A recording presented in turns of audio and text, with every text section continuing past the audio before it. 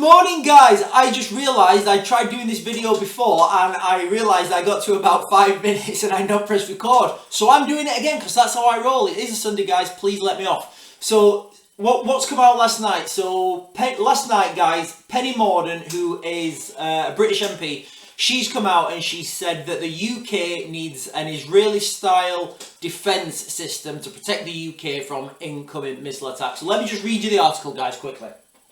The headline, anyway. Penny Mordaunt calls for a British Iron Dome defence system. Penny Mordaunt has broken ranks to call for an Israeli-style Iron Dome missile defence system for Britain. In a highly unusual intervention, the leader of the House of Commons has publicly urged Rishi Sunak to increase spending on defence, calling it a duty to our citizens. Guys, this really grips me when I hear things like this and I see articles like this. You know, nothing against Penny, but the reality is the political class, they have no idea of the situation on the ground in the UK, in the small towns and townlets around the country. I think the real threat at the moment is not the threat from, Putin sending missiles over, although that could be a threat. I feel the threat is an internal threat from the people that we already have here. The thousands of people that are coming every day on boats that don't share our values, that could potentially be given money to do something terrible.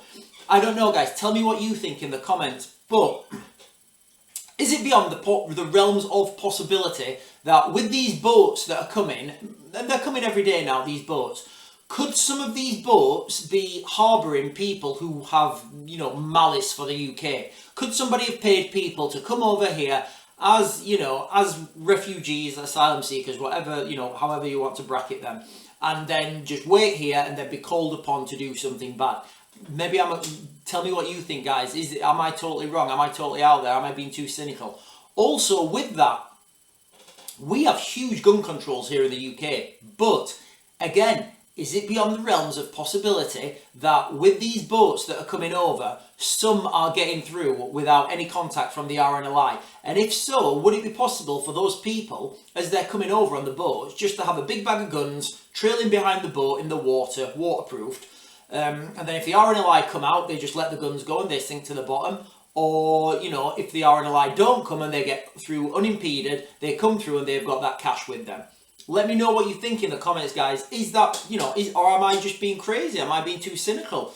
So if that does happen, guys, I really do feel the biggest threat for the UK at the moment is homegrown lone wolf attacks. Now, if these attacks take the form of an active shooter, the UK police they're not capable of dealing with an active shooter.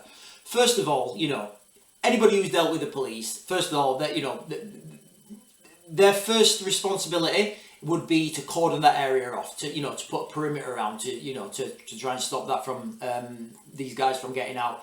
These things are going to take time. Yes, the UK have some of the, if not the best counter-terrorism teams in the world, but it's going to take time for those to get deployed. It's going to take time for them to get on target. And I know what you're going to say. Oh, Sean, counter-terrorism teams, they're on 30 minutes notice to move. Yes, I agree. 30 minutes notice to move. So that means they're leaving the barracks or wherever in 30 minutes. How long is the drive from point A to point B? How long is it going to take them to get briefed at point B? How long is it going to take them? And don't forget, by the time they've got there, so the situation will have changed. So, yes, the teams are on 30 minutes notice to move, but by the time they get there, it's going to be a lot longer than 30 minutes, like 6 hours at the very minimum if you're lucky, and that means that you could have potentially people running around shooting for 6 hours with being totally unimpeded because the police are not capable of dealing with it. They don't deal with this sort of stuff. They deal with the odd pistol, knife attack. That's what the police training is all around. Military training, yes, of course, the military can deal with it. But again, it's going to be that time that it takes to get into it. So anyway, guys, back to the Iron Dome system. So let me go down here, guys. So where are we? Somebody here, some marshal or someone. Yeah, so the next point I've got about this, this Iron Dome system is how much is this going to cost? Because it really, every time I see these huge spending commitments, I'm always thinking, okay, where is the pay rise for the soldiers? You know, the ones who are actually going to be doing the work when all these bits of kit and equipment fail. Where's the welfare packages for those soldiers? I would like, and I'll be quite clear about this, I'd like a 30% increase now across the board, whether you're a private or a colonel, and I would like a one-off bonus for every soldier of £1,000 per full year spent. So obviously if you spend 20 years, then you get £20,000. If you've only spent a year in the military, you get £1,000. And you know, people are going to be saying, oh, that's going to cost too much. No, it's not. Think about the Ajax project that the British military, the failed Ajax project that the British military have just given they gave £5.5 billion towards it. Now, when you contextualise £5.5 billion, that is about £60,000 for every soldier. So £1,000 for every year spent is not much at all when you're putting it in the comparison of the money that these guys are wasted. Let's not forget this Ajax project.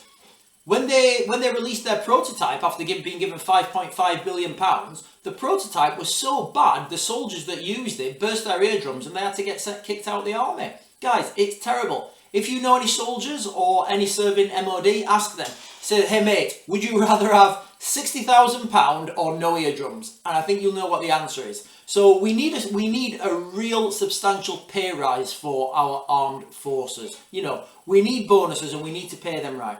All these, you know, Iron Dome systems and things like that, yeah, they're great, but they're not, you know, we need to focus on what the threat to the UK is at the moment. And this is the problem when you have these career politicians who leave school or leave university with their degree in politics and they've read about, you know, they've read about these wars and they've read about all this stuff. Guys, I've lived them, I've felt them, I've been there, you know, I've lost a lot of money, I've lost friends, you know, and I felt that emotion and I've lived it.